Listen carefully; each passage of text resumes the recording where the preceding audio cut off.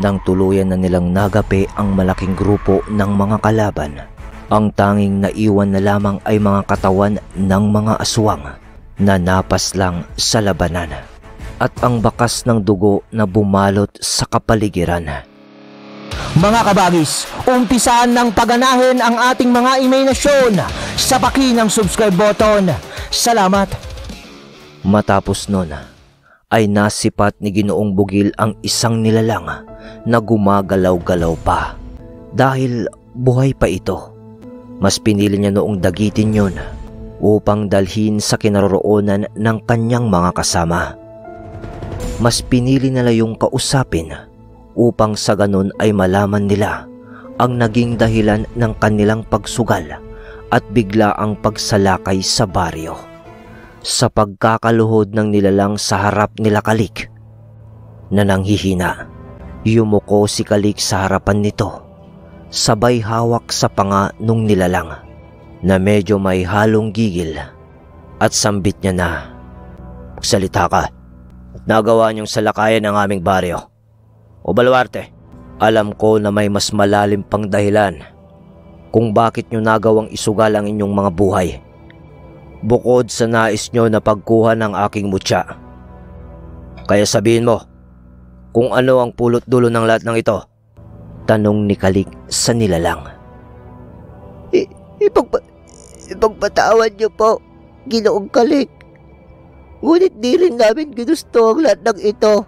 Napilitan lang kaming sumunod sa utos ng isang hari ng mga aswang na mula pa sa Dumangas. Sapagkat napakalakas niya, nagawa niyang isa ilalim sa isang sumpa ang aming buong angkan na kung di namin siya susundin, ay mamamatay kaming lahat sa sumpang ipinataw sa amin ng kanyang mga kaanib na mga mangkukulam at mambabarang. Di biro ang grupo nila, kaya mas binabuti namin na mamatay na lang sa pakikipaglaban sa inyo. Karangalan na lang sa aming buong angkan ang mamatay sa mga kamay ng mabubuting taong kagaya nyo, kaysa naman mamatay kami sa mga sumpa ng mga yon. Pagpapaliwanag ng nilalang. Nang marinig nila ang paliwanag ng nilalang, binitiwan na ito ni Kalik. "Ganun ba?" Tugon ni Kalik ng maigsi. Nang marinig nila ang paliwanag ng nilalang, binitiwan ito ni Kalik. Agad din naman nila yung pinakawalan upang hayaang mabuhay. At sa huli, pagkatapos ng madugong laban, naisip nilang lahat na lahat pala ng nangyaring yon ay isang malaking pagkakamali. Ang naganap na digmaan. Naisip kasi nila, lalong-lalo na si Kalik, na sa dinami-dami ng mga nilalang ay ang mga tao pang tumulong sa kanya ang nagawang mabiktima ng isang panlilinlang ng isang demonyo. Papasapit na ang bukang liwayway ng mga oras na yon at nag-uumpisa na ang liwanag ng araw sa pagdungaw nito sa ibabaw ng muka ng mundo. Nang muling ilibot ni Kalik ang kanilang paningin sa paligid, lubos silang nanlumo sa dulot ng isang sapilitang pakikidigma ng bawat grupo. At mas lalo pa silang nabalot ng paghihinagpis sa kadahilanang napakarami ding nagbuwis ng buhay sa kanilang mga kabaryo upang pangalagaan ang bawat kaligtasan ng mga susunod pang henerasyon ng kanilang lahi.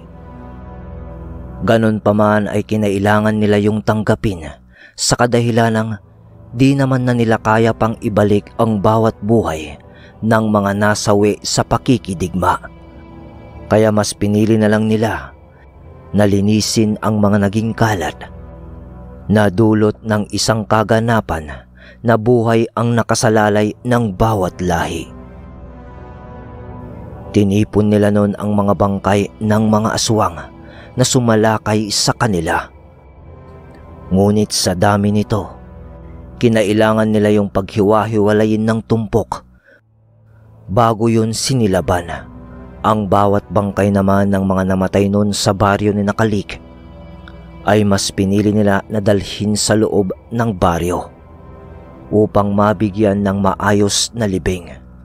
Ang mga sugatan naman noon, kabilang na si Tandang Arturo, ay kaagad namang nilapatan ng lunas ng ermitanyo o albularyo na si Mang Dario.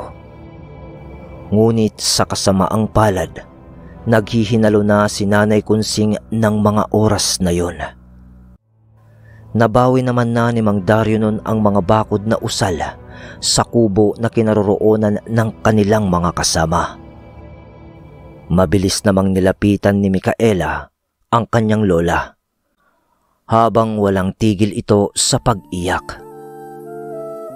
Maging si Mang Dario noon ay napaluha na rin ng palihim sa pagkawala ng isang maituturing na kapatid at kaibigan. Di naman yun magawang matulungan ni Mang Dario sa kadahilan ng katawan na ni Nanay Kunsing ang bumigay dahil sa labis na katandaan. Lola, tatagan mo ang iyong sarili. Huwag mo akong iiwan. Ikaw na lang meron sa akin eh. Wika ni Micaela habang tumutulo ang mga luha.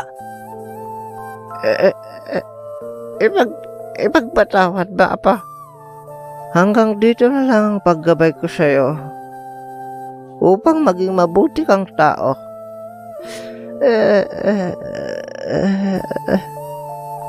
Masaya ako na dito ako mamamatay sa sinilangan kong baryo, Apo.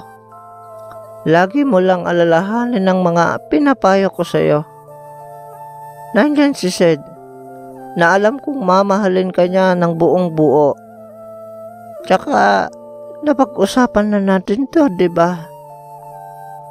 Wika ni Nanay Kunsing na nanghihina na. Tawagin mo siya. At meron lang akong ibibilin sa kanya bago ako tuluyang mawala dito sa mundo. Dagdag pa nito. Kaagad namang tinawag ni Micaela si Seda upang lumapit kay Nanay Kunsing. Kahit naman napapaisip si Sed at nagtataka, ay lumapit na lang siya sa kinaroroonan ni Nanay Kunsing at Micaela. Sa paglapit ni Sed kina Nanay Kunsing, ay agad naman siyang nagtanong. Manang, bakit ho? Maalumanay na malungkot na tanong ni Sed.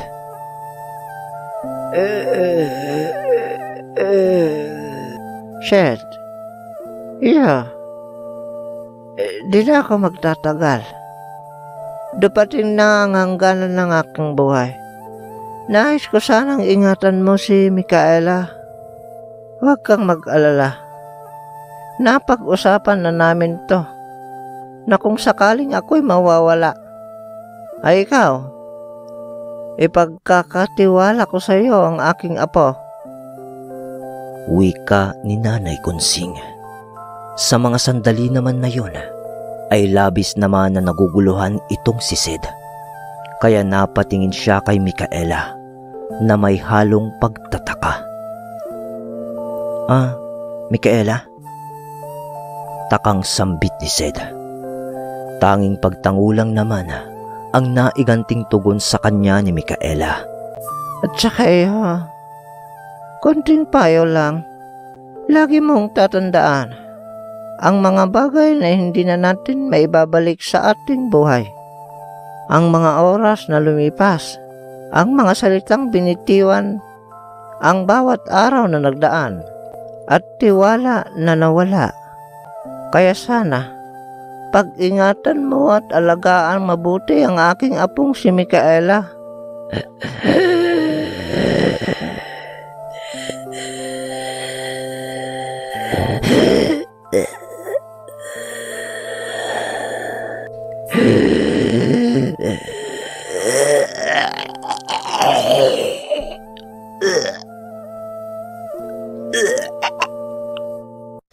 Sa mga huling sinambit ni Nanay Kunsing, ay nagdududuwal na ito ng dugo at ilang segundo lang ang lumipas ay inilabas na ng kanyang sistema ang isang bato na kulay itim, ang bertud ng pagiging aswang ni Nanay Kunsing. Micaela, kunin mo. Huling wika ni Nanay Kunsing dahil sa tuluyan na itong binawian ng kanyang buhay. Sa pag-iyak naman ni Miela, malugod niya yung tinanggap ng walang pag-aalinlangan. Yun na lang kasi ang tanging maiiwang alaala ng kanyang mahal na lola. Di naman yung tinutulan ni Sed, sapagkat karaniwan na sa lahi ng mga aswang ang ganoong mga pangyayari. Sa pagsapit noon ng liwanag ng araw, binalot ng matinding kabighatian at paghihinagpis ang buong baryo ni Nakalik dahil sa mga pamilyang nawalan ng kanilang mga mahal sa buhay. Sa paglipas ng mga araw, linggo, ay tuluyan na lang nilang nilimot ang isang pangyayaring nagdulot ng biglaang pagkawala ng iilan sa mga kabaryo nila, upang sa ganon ay magawa nilang makapagsimula muli na bumangon mula sa isang trahedya. Nang isang umaga, nagtipon-tipon lahat ang kabaryo ni Tandang Arturo, maging si Nakalik at kanyang mag-ina, at aling-lalang sina Naim, Nurem, Ginoong Bugil at Mang Dario, at si Micaela at Sed, pati na rin si Jacob, ay nakiisa rin sa ginawang pagtitipon upang marinig ang mga talumpati ni Tandang Arturo. Mga kasama,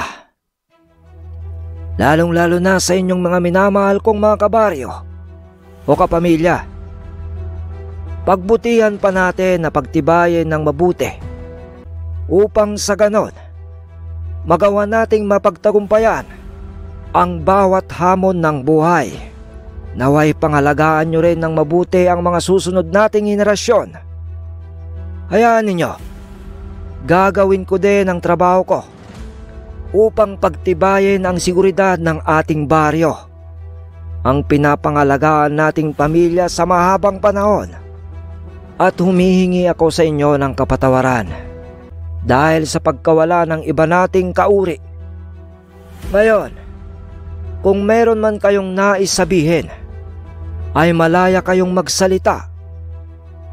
Dagdag pa ni Tandang Arturo. Sa mga sinabi naman ni Tandang Arturo, ay nagsalita ang isa sa kanyang mga kabaryo, si Mando, ang pinuno ng mga mandirigmang bangkilan.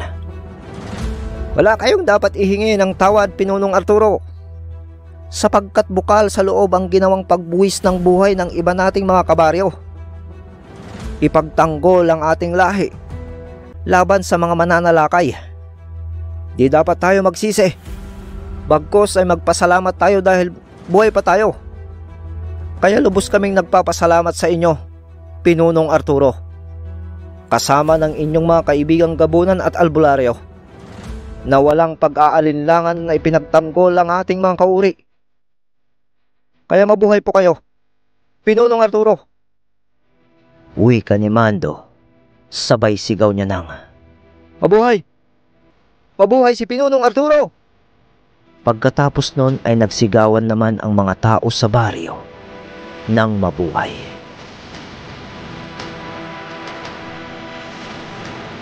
Matapos ang araw na yon, nag-uusap-usap sila ukol sa mga naganap nung nakaraang digmaan, habang tumatagay sila ng tuba na kinuha pa ni Mando sa mga puno ng nyog sa paligid ng kanilang baryo. Masaya silang nagiinuman ng mga oras na yon. Ginong Bugil, alam niyo ho ba, maging ako nakaramdam ng kilabot nung sabay kayong magpalit ng kaanyuan ni Kalik. Saan niyo po ba nakuha yung tangan yung mutya ng pagiging aswang? Tanong ni Naim kay Ginoong Bugil. Yun ba? Galing to sa aking ama. Tatay namin ni Kuya Turo. Siya ang dating pinuno at nagsisilbing gabunan ng aming lahi. At ang mutyang to ay nakuha ko pa mula sa mga kadatuan. Kaso namatay siya dahil sa katandaan na rin. At ako ang sumalo ng mutya na kanyang tangan. Bakit, Naim? Napabilib ka ba? Tugon ni Ginoong Bugil kay Naim. Dahil naman sa espiritu ng alak ay marami pa silang napagkwentuhan. Maigi lang naman silang nakikinig sa mga kwentong binibitawan ni Ginoong Bugil. Habang nagkwekwentuhan sila, kunot noon namang pinapakinggan ni Tandang Arturo ang mga sinasalaysay ng kwento ni Ginoong Bugil. Dahil sa lubos niyang di magawang maunawaan ang kwento ng kanyang kapatid. Ayon kay Ginoong Bugil, na narating niya ang antas ng pagiging isang malakas na gabunan nang minsan siyang makasagupa ng isang matandang hukluban nung wala pa siyang asawa. At sa pagkukwento ni Ginoong Bugil sa kanyang nakaraan, nung minsan daw siyang pauwi galing sa trabaho, medyo madilim na ng mga oras na yon, nang may lumitaw sa kanyang harapan na isang matandang lalaki at meron itong ipinipitik-pitik sa kanya na sa pagkakaalam niya ay lason. Kalimitan kasi ng mga hukluban noon ay manlalason. Di naman niya pinansin ito sa kadahilanang wala pang lasong tumatalab sa kanya. Ngunit makailang sandali, nakakaramdam na siya ng pagkahilo at pananakit ng ulo. Ngunit bago siya mawalan ng ulirat, nagpalit na agad siya ng kaanyuan bilang bangkilan at kaagaran niyang sinunggaban ang matanda at kinalmot niya ito na ikinagulat nung matanda. Kaagaran niya itong tinanong sa kung anong lason ang ibinato nito sa kanya. Dito ka. Walang yakang matanda ka. Anong lason ang ibinato mo sa akin? Ha? Galit na wika ni Ginoong Bugil.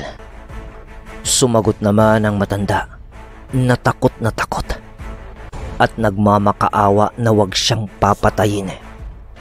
Di kasi lubos akalain ng matanda na isang aswang si Ginoong Bugil. Lason yan. Lason yan ang pilato yung alakdan ng dagat. Bibigyan kita ng gamot. Huwag mo lang akong patayin. Patawarin mo ako, iho. Pagmamakaawa ng matandang hukluban. Konting kaalaman lang mga kabagis. Ang alaktang dagat ay isa sa pinakamapanganib na lamang dagat dahil sa kamandag na taglay nito na triple ang epekto kumpara sa alakdan sa lupa. Yung mga malalakas ang lason, kalimitan silang makikita sa mga mabubuhangin at mabababaw na parte ng dagat na kapag aksidente mo tong natapakan ay ilang minuto lang ang itatagal ng iyong buhay. Mga indikasyon ng lason: mataas na lagnat, pananakit ng buong katawan, pananakit ng ulo, at paninikip ng paghinga na nagdudulot ng kamatayan ng isang tao. Balik tayo sa kwento. Nang abutin ni Ginoong Bugil ang gamot na ibinigay ng matanda, nakita niya na isa yung maitim na lana. Ang kaso nga lang, nang buksan ng matanda ang sisidlan ng gamot, ay di sinasadya naman na matuluan ito ng kanyang dugo mula naman sa pagkakakalmot ni Ginoong Bugil sa kanya. Ngunit nang dahil yun na lamang ang tanging gamot, ay napilitan siyang inumin ito. Ilang sandali lang ay naramdaman niya ang ginhawa. Ilang sandali pa, habang siya ay naglalakad ng muli papauwi, kasabay ng pagkawala ng bisa ng lason, nakaramdam din siya ng kakaiba sa kanyang katawan. Nakaramdam siya noon ng pagkasabik sa laman at dugo ng tao. Napilit naman niyang nilabanan. Nagpakalayo-layo siya doon sa lugar at napadpad siya sa isang baryo sa Tigbawan. At doon niya nakilala ang kanyang naging asawa. At dito siya napalaban sa isang bantog na aswang sa nasabing lugar. Nung minsang aswangin ang kanyang asawa, nang kasalukuyan pa lamang nitong ipinagbubuntis si Sid. Nung napalaban siya dun sa aswang, ay mabilis niya yung napatay, ngunit di niya napansin ang kanyang kaanyuan dahil sa sobrang galit nito. Napansin lang niya yon nang makita niya ang kanyang mga pakpak at buo niyang katawan. Ibang-iba yon sa dati niyang kaanyuan.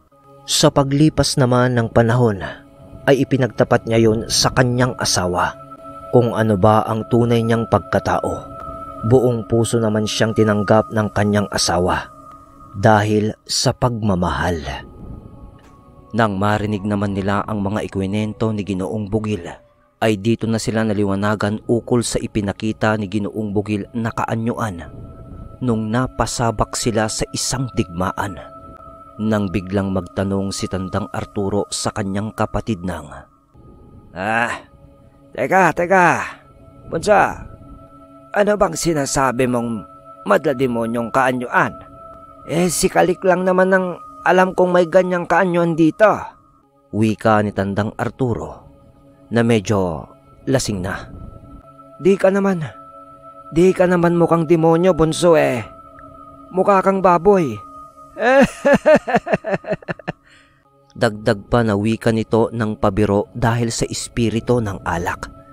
Nang mga oras kasi na nagpalit si Ginoong Bugil ng kanyang kaanyuan, ay nawalan ng malay noon si Tandang Arturo ng panandalian, kaya hindi niya ito nasaksihan. At dahil nga sa sinabi niya sa inuman, mukhang baboy pala Kuya talaga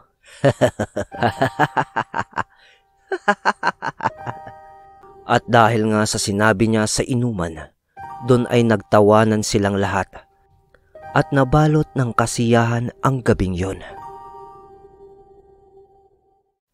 Di naman na pinagtuunan noon ng pansin ang tanong ng kanyang kuya, sapagkat ayaw niyang ipakita dito ang pangalawa niyang kaanyuan sa di malamang dahilan.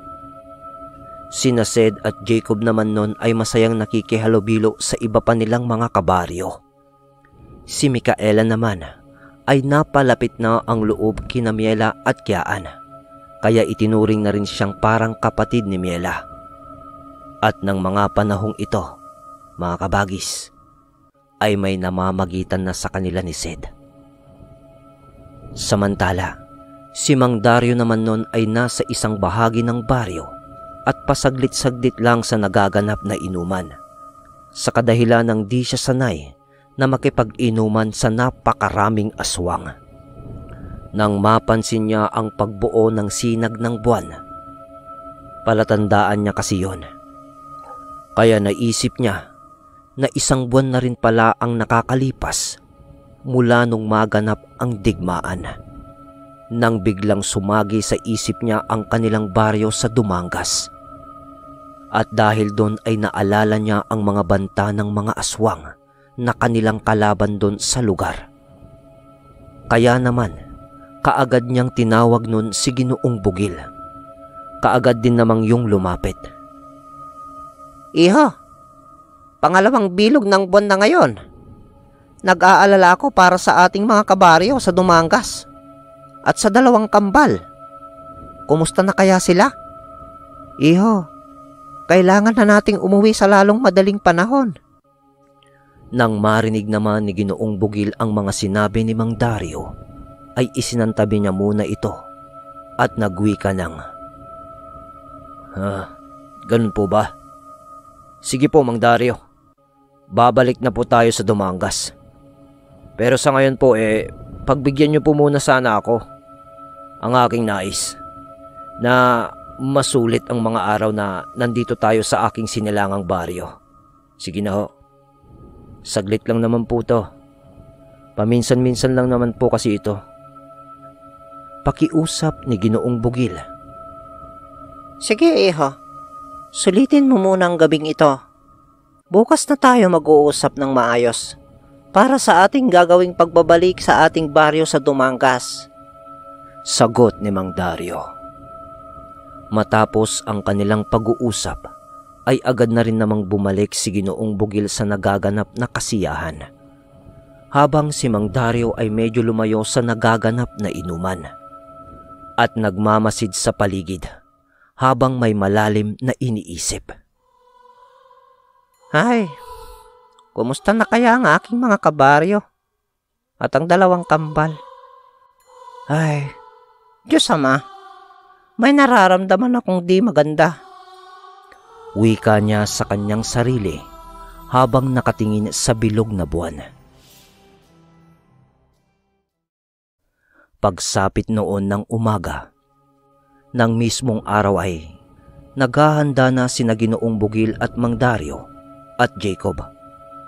Mas pinili naman noon ni Ginoong Bugil na ipaiwan si Sed at Micaela sa baryo ni Natandang Arturo upang wala silang gaanong alalahanin sa pagbalik nila sa Dumangas.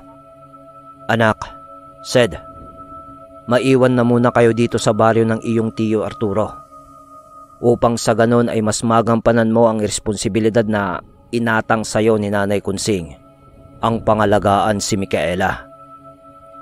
Bilin ni Ginoong Bugil sa kanyang anak. May halong lungkot naman na sumagot si Sed. Sige po, Tay. Pero ipangako niyo po sa akin na babalik at babalik kayo ng buhay, Tay. Nagpaalam na rin noon sina Ginoong Bugil sa kanilang mga kabaryo at sa kanyang kapatid. Kuya, iwan ko muna pansamantala sa iyo ang iyong pamangkin kasama ni Micaela at sana ay mag-iingat kayo. Huwag kayong mag-alala, kuya. Babalik ako dito pagkatapos ng mga suliranin naming kinakaharap sa aming uuwi ang baryo. Pagpapaalam ni Ginoong Bugil sa kanyang kapatid. Sige, bunso. Kami na ang bahala kay Sed at sa dalaga. Hihintayin ko ang muli mong pagbabalik dito sa ating baryo.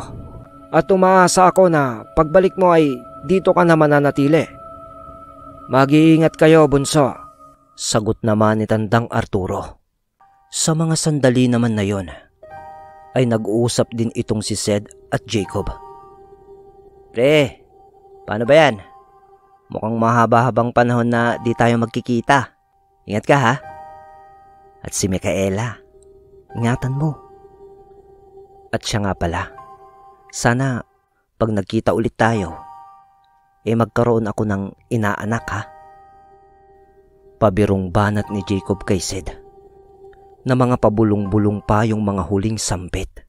Napangiti naman si Sed sa kanyang narinig at namula-mula pa yung mukha nito. At sabay tugon niya. Ano ka ba, pre? Pero sige, kung sakali man makakaasa ka. Nakangiti namang wika ni Sed na pabulong din.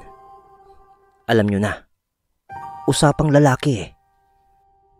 Matapos ang kanilang pag-uusap-usap, ay ang ginawa namang pagpapaalam ni Mang Dario at Ginoong Bugil sa kanilang mga kabaryo. Kalik, kaibigan, Norem, Naim, at Kuya, at sa inyo mga mahal kong kababaryo, lubos akong nasiyahan na nakasama ko kayong muli.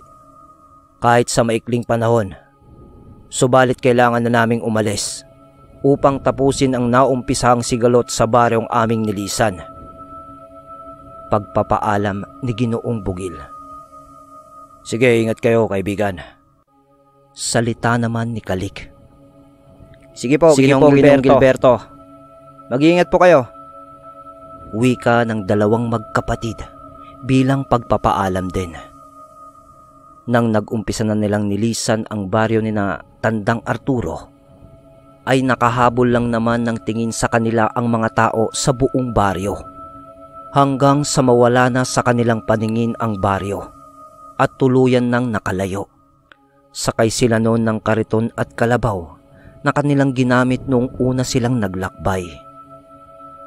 Magbabandang takip silim na nun nang marating nila ang hangganan ng baryo ng Sagay at napasok na nila ang baryo ng Cadiz.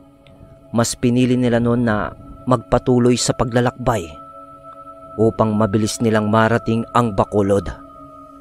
Lumipas naman ang ilang araw na paglalakbay na wala namang naganap na paggambala sa kanilang tatlo, hanggang sa narating na nga nila ang bayan ng Bacolod. Sa di inaasahang pagkakataon, sumakto naman na nandoon ang bangkang pagmamay-ari ng taong kanilang tinulungan nang nabarang ang anak nito. Nagbababayon ng mga pasahero. Nang makita sila nito, ay lubos na lang ang galak nito habang lumalapit sa kanila. At agad na nagwika na kung babalik na ba sila ng Dumangas. Agad din naman yung tinugon ni Mang Dario at nagtanong ito. Kasi napansin niya na napakaraming pasahero na bumababa sa bangka nito. Oo Manong, pabalik na kami ng Dumangas. Pero teka, napakarami mo naman atang pasahero na bumababa ngayon. At siya nga pala, kumusta na ang ating baryo? Tanong ni Mang Dario sa may-ari ng bangka. Agad namang sumagot ang may-ari ng bangka. Nako, mga Ginoo. Sila ang mga naninirahan sa ating baryo na nagsilikas dahil sa walang tigil na nagaganap na panggagambala ng mga aswang. Sa katunayan nga niyan aalis na rin kami doon sa lugar dahil pati kami ay nadadamay na rin. Paliwanag ng may-ari ng bangka. Nang marinig ni Mang Dario iyon, ay nagtinginan sila ni Ginoong Bugil.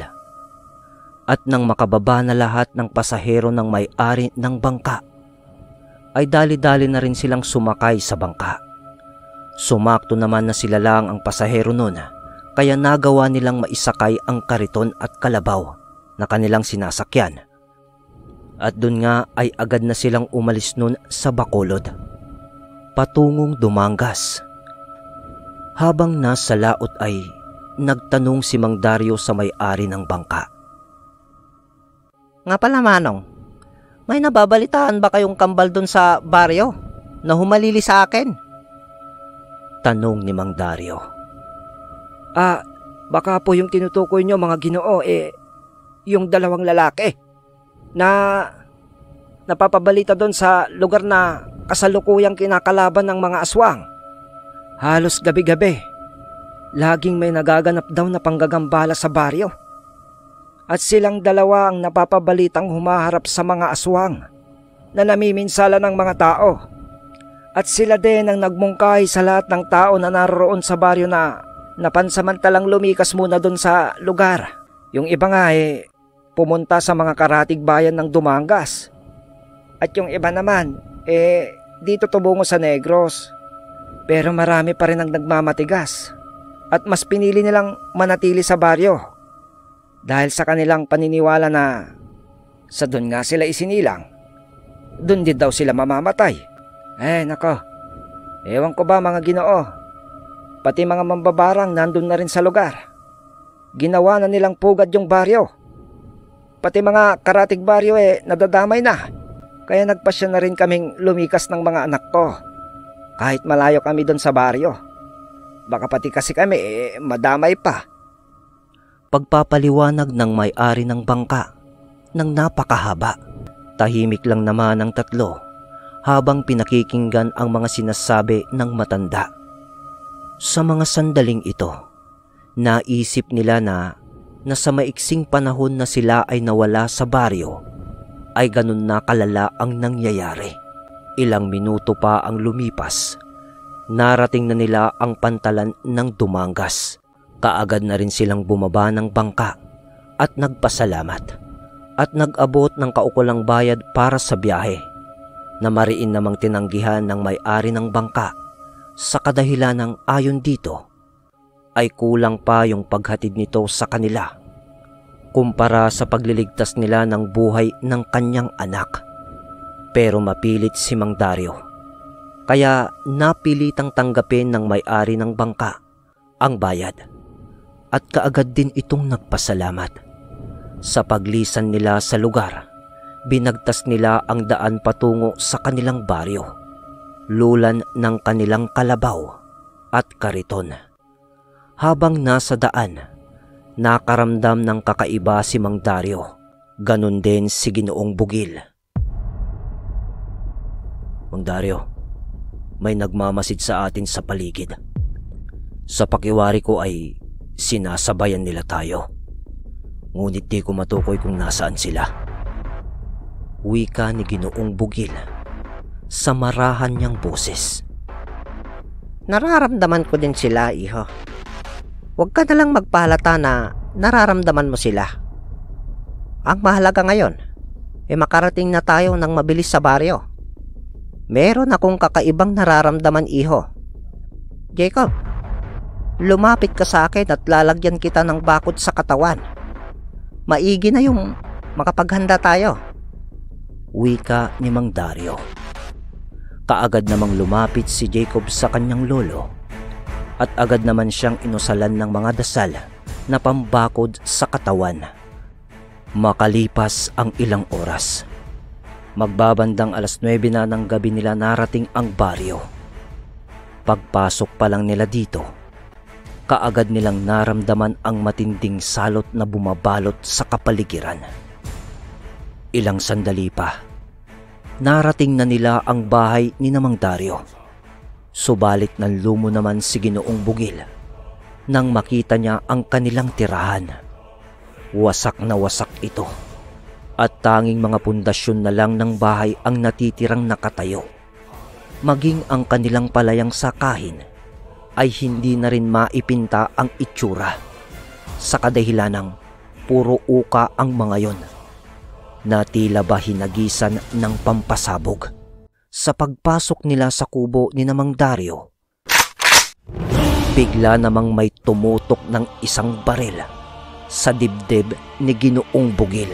Di naman niya magawang makita ang pagmumuka nito dahil may suot-suot itong talukbong. Kasabay ng pagtutok nun ay agad na nagwika ang may hawak nun ng, "Anong ginagawa mo dito? Aswang ka? Ha?" Galit na wika ng lalaki. Naramdaman naman agad ni Mang Dario ang pamilyar na presensya nito, yung nakahawak ng baril. Nang maramdaman ni Mang Dario ang tensyon sa pagitan ni Ginoong Bugil at nung lalaki ay kaagad naman niyang hinawi ang baril at pumagitna sa dalawa. Aba, teka lang. Huminahon kayo. Huminahon ka, Ginoo. Sino ka ba? At anong ginagawa mo dito sa aking pamamahay? Oo, aswang ang kasama ko. Pero di siya kalaban. At kaibigan ko siya. Tanong na wika ni Mang Dario na may konting galit sa tumutok kay Ginoong Bugil. Nang marinig naman ng lalaki ang winika ni Mang Dario ay siyang ginawa naman nitong pagtanggal ng kanyang talukbong na nagsisilbing pagkubli sa kanyang pagkakakilanlan. Nang masilayan ni Mang Dario ang pagmumuka nito, ay laking gulat na lamang niya nang makilala niya ito. Medyo nanlaki pa nga yung mga mata niya. Si Lito? Gulat na wika ni Mang Dario. Anong ginagawa mo dito? Paano ka napadpad dito sa Dumangas, iho? Tanong ulit ni Mang Dario kay Joselito. Nakaagaran naman nitong tinugon. Bago ang lahat, Mang Dario. Magandang gabi muna ho sa inyo. Kumusta po kayo? Pasensya na din, kaibigan, sa pagtutok ko sa iyo ng baril. Pahapyaw na salita nito kay Ginoong Bugil. Lubos akong nagagalak na muli kayong masilayan, Mang Dario. Ang tanyag na ermitanyo ng Gimaras. Bati nito kay Mang Dario. Isa pong mensahe ang natanggap ng pinuno ng ating samahan na si Ginoong Mirno. Mula ho dito sa Kambal, Mang Dario. Ayon sa natanggap na mensahe ni Ginoong Mirno na di magawang masupil ng dalawa ang mga demonyong namumugad dito sa inyong baryo dahil sa napakarami ng mga ito. Kaya naatasan akong tumungo dito. Sa pamamagitan ng portal na nilikha ni Ginoong Mirno ay nagawa kong marating itong lugar. Itong baryo niyo po. Pagpapaliwanag ni Joselito. Ganun ba, iho? Ayos lang naman ako. At siya nga pala, kung nakita mo na ang kambal, nasan si Ranel at Emil, iho? Kaagad namang itinuro ni Joselito ang dalawang kambal na kasalukuyan niyang ginagamot dahil sa natamong sugat ng mga yun. Agad namang yung nilapitan ni Mang Dario upang usisain at tinignan ang mga kalagayan ng dalawang kambal. Sa pagtingin dito ni Mang Dario ay nakita naman niya na di gaanong malubha ang kalagayan ng mga ito. Ngunit walang malay ang dalawa, kaya napatanong ulit siya kay Joselito. Iho, ano bang nangyari sa mga to? Tanong ni Mang Dario. Sa pagtugon ni Joselito sa tanong ni Mang Dario, ay naikwento nito ang mga pangyayari na kanyang nasaksihan nung dumating siya sa baryo. At ayon dito, ay kararating din lang niya ng hapon ng araw ding yun. Ayon sa mga isinalaysay ni Joselito tungkol sa mga pangyayari na nagaganap nung siya ay dumating, merong isang malaking grupo ng mga aswang ang kinakaharap ng dalawang kambal at mga gabunan ang mga yun. Meron ding mga mandurugo at wakwak. At meron din itong kasamang iilang mga mambabarang na nagpapahirap ng sitwasyon dahil sa insektong alaga ng mga ito na wala ring tigil sa pag-atake sa dalawang kambal. At kaya siguro nagtamo ng pinsala ang dalawa. Ayon kay Joselito ay nahati ang atensyon ng mga ito dahil sa dalawang grupo pa ang mga aswang. At may samahan pa ng mga mambabarang. At ayon din kay Joselito, nang dumating siya sa lugar, ay agad nagsipulasan ang mga yon dahil sa ginawa niyang pagbabato ng mga tigalpo at pagpapaputok ng kanyang shotgun na tangan-tangan. Ngunit bago yon nakaalis, nakapagwika pa ang isa sa mga yon nang, "Ang manunubos ng aswang? Anong ginagawa mo dito sa aming lugar? Magpapakamatay ka rin ba?" Wika ng nilalang na kaagad din namang kumaripas ng takbo matapos nun. Ayon pa kay Joselito na di na niya pinagtuunan ng pansin ng mga nilalang sa kadahilan ng mas inuna niya ang dalawang kambal dahil sa lubos itong nahihirapan sa kanilang mga kalagayan. Naramdaman din niya ang muling pag-apak ni Mang Dario sa baryo dahil sa presensya na kanyang mga tangan-tangan. Ngunit may kasama yung maitim na aura na namumukod tangi. Nang malaman ni Mang Dario ang mga kasagutan sa kanyang mga katanungan kay Joselito, ay napatingin siya sa dalawang kambal at napawika siya sa kanyang sarili ng, "Patawad, mga iho. Pangako, ngayong nandito na ako, uubusin natin ang mga demonyong namubukad dito sa baryo." Wika ni Mang Dario sa kanyang kaisipan. "Bueno, Joselito, magtatagal ka ba dito sa baryo?" Oo, baka nga, Mang Dario. Inutos din sa akin ni Ginoong Mirno na isasabay ko na ho ang kambal sa pag-uwi sa Guimaras. Tugon ni Joselito kay Mang Dario. Tahimik lang naman noon si Ginoong Bugil habang nakikinig sa usapan ng dalawa, sapagkat halos di siya makapaniwala na nasa harap niya mismo ang isang taong kinatatakutan ng karamihang aswang sa Guimaras. Ang dakilang manunubos ng aswang na si Joselito. Idagdag mo pa si Ranel at Emil na malalakas din na mga antingero. Bagaman napapaligiran siya noon ng samut-saring presensya mula sa mga tangan ng mga ito, ay di naman siya nabahala sa kanyang buhay. Sapagkat kung sa tama siya kakampi, ay mananatili sa kanyang panig ang mga antingero na kanyang mga kasangga. Pero habang pinagmamasdan niya ang dalawang nag-uusap, ay nakikita niya si Joselito na sumasaglit-saglit ng tingin sa kanya. At masama ang mulat nito sa kanya. At labis pa niyang ikinagulat nang magwika ito sa kanya ng, "Kaibigan, batid kong di ka ordinaryong aswang lamang.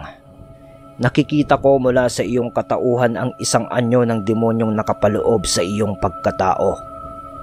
Sabihin mo, anong lahi ka?" tanong ni Joselito kay Ginoong Bugil.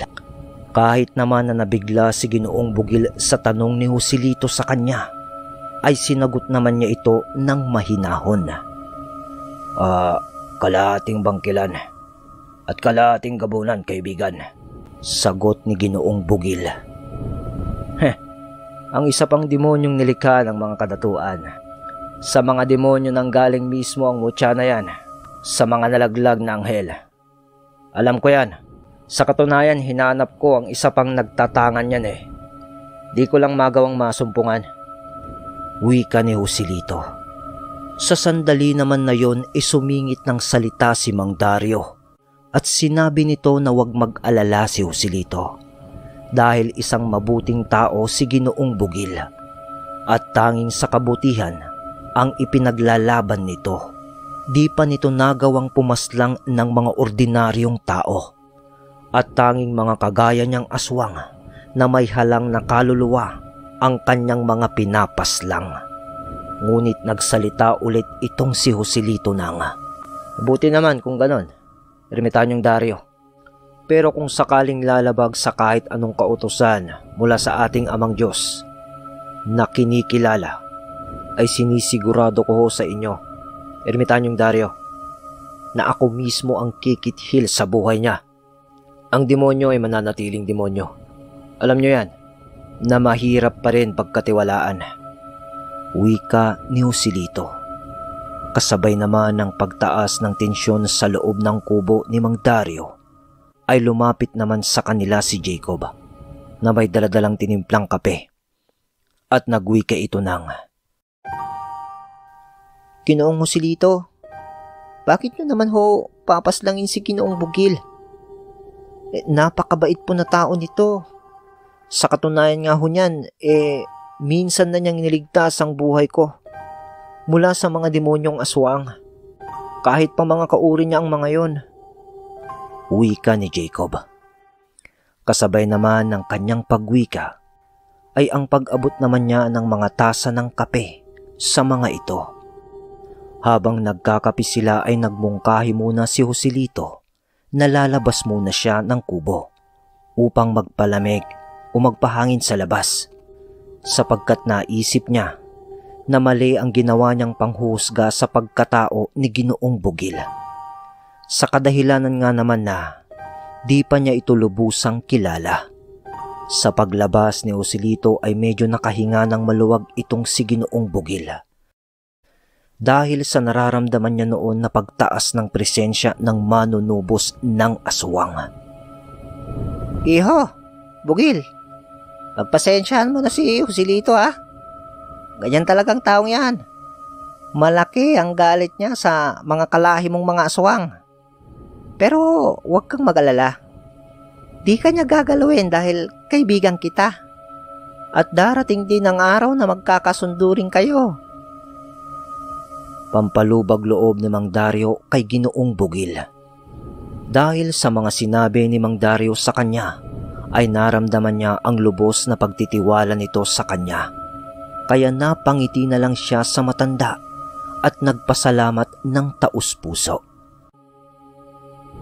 Mga ilang sandali pa, nakarinig sila ng ungol mula sa magkapatid na Ranel at Emil, kaya kaagad nilang nilapitan ang mga yon.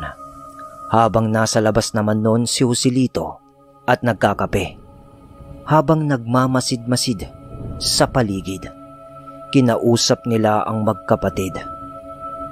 Oh, mga iho, ano bang nangyari at nagkaganyan kayo? Tanong ni Mang Dario sa dalawang kambal. Mang Dario, may sumalakay dito sa ating lugar. At tinanong nila kung nasaan kayo. At nang kasama niyong isa ring aswang, si Ginoong Bugil. At sa pakiwari ko, Mang Dario, babalik pang iba sa kanila. Kasi naramdaman din nila ang pagdating nyo dito sa baryo. Sigurado akong gaganti sila, Mang Dario. Marami din kaming napaslang sa grupo nila.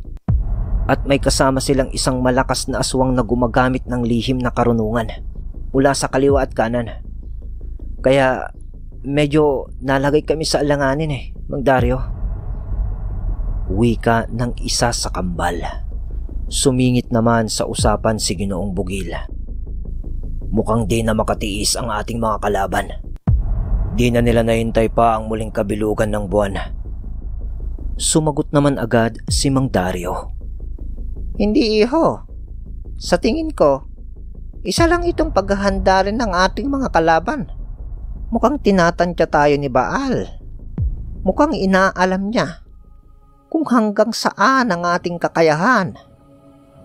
Tugon ni Mang Dario. Matapos ang kanilang pag-uusap, magpapahinga na sana sila at matutulog. Nang biglang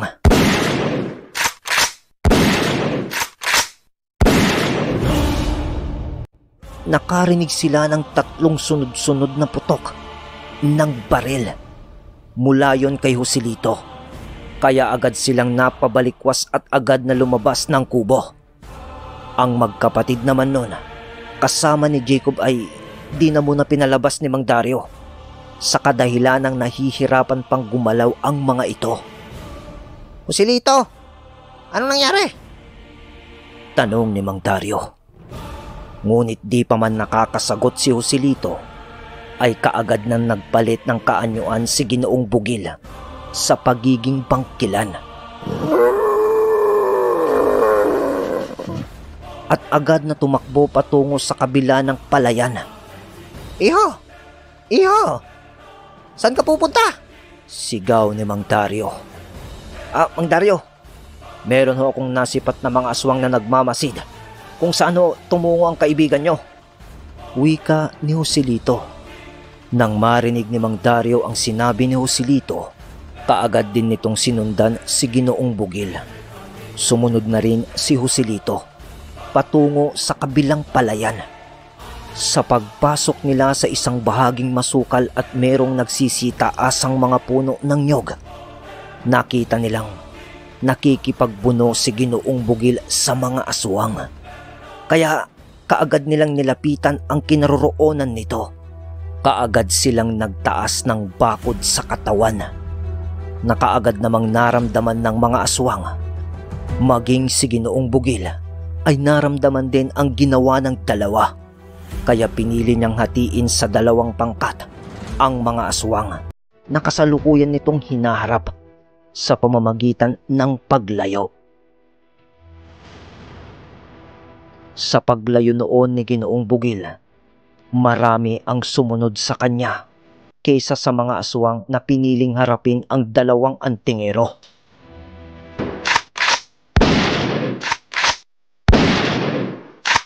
Sunod na putok agad ang pinakawalan ni Joselito na tumama naman sa mga ilang aswang na naroroon. Si Mang Dario naman ay tinawag ang isa sa kanyang mga gabay na engkanto na dalakit nun na may hawak na isang nagliliwanag na kampilan. Sa paglitaw nun sa kanilang harapan, agad nitong sinugod ang grupo ng mga aswang kasabay ng kanyang paghataw ng nagniningas na kampilan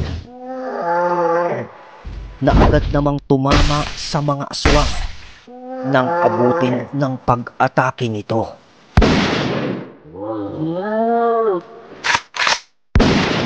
Nagpapaputok pa rin ng shotgun noon si Joselito na mabilis pa niyang kinakargahan ng bala. Samantala, nalagay sa alanganin si Ginoong Bugil dahil sa dami ng aswang na sumusugod sa kanya at nagnanais na kitlin ang kanyang buhay. Isang sapak ang tumama sa kanya na naging dahilan ng pagtilapon niya at tumama sa isang puno. Napakabigat ng pagtama niya doon na kahit yung puno ay nauga pa. Halos kumawala na ang kanyang kaluluwa dahil sa pag-ataking kanyang natanggap. Nang wala nang mapagpilian noon si Ginoong Bugil,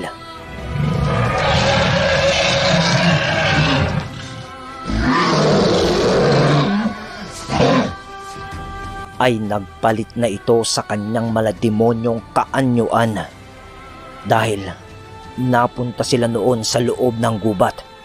Ay binalot ng kadiliman ang buong kaanyuan ni Ginoong Bugil na labis namang ikinabahala ng kanyang mga kalaban. Sa pagramdam naman noon ni Joselito at Mang Dario sa presensya ni Ginoong Bugil, ay tutungo na sana sina Joselito sa kinaroroonan ni Ginoong Bugil. Pero kaagad naman na siya nung pinigilan ni Mang Dario at sinabing, Hayaan mo lang siya, iho. Magtiwala ka. Wika ni Mang Dario na punong-puno ng kumpiyansa kay Ginoong Bugil. Di naman na nagpumilit pa si Joselito bilang respeto na rin sa desisyon ng ermitanyong si Mang Dario. Balik tayo kay Ginoong Bugil. Puro pag-aangil na lang ang nagagawa nun ng mga nilalang habang pinapakiramdaman kung saan nagmumula ang pag-atake ni Ginoong Bugil. Nang biglang may sumigaw na isa sa mga nilalang. Pataas ang sigaw nun na tila ba hinila yun papaitaas ng puno. Naririnig nila noon ang pagaspas ng pakpak ni Ginoong Bugil. Ngunit di nila mahanap kung nasaan ito. Sa bawat madakip noon ni Ginoong Bugil, ay tanging malalakas na pagsisigaw ang maririnig mo.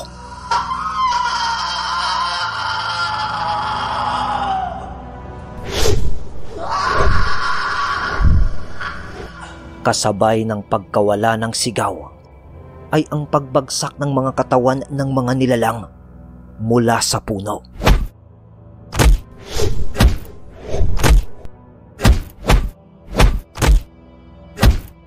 Nalaslas ang leeg at wala ng mga buhay.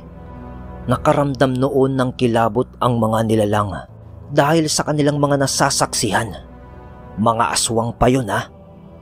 Tatakas na sana ang mga ito. Ngunit sa kanilang pagtakbo ay nasugagaan nila ang dalawang antingero na nagmamasid na lamang pala sa mga kaganapan dahil sa napas lang na nilang lahat ang mga aswang na humarap sa kanila. Natigilan ang mga aswang ng sandaling ito at tanging pag-angil na lamang ang kanilang nagawa. Sa mga oras naman na yon, sa pagtigil ng mga nilalang, ay narinig naman nila ang pag-angil ni Ginoong Bugil mula sa kanilang likuran.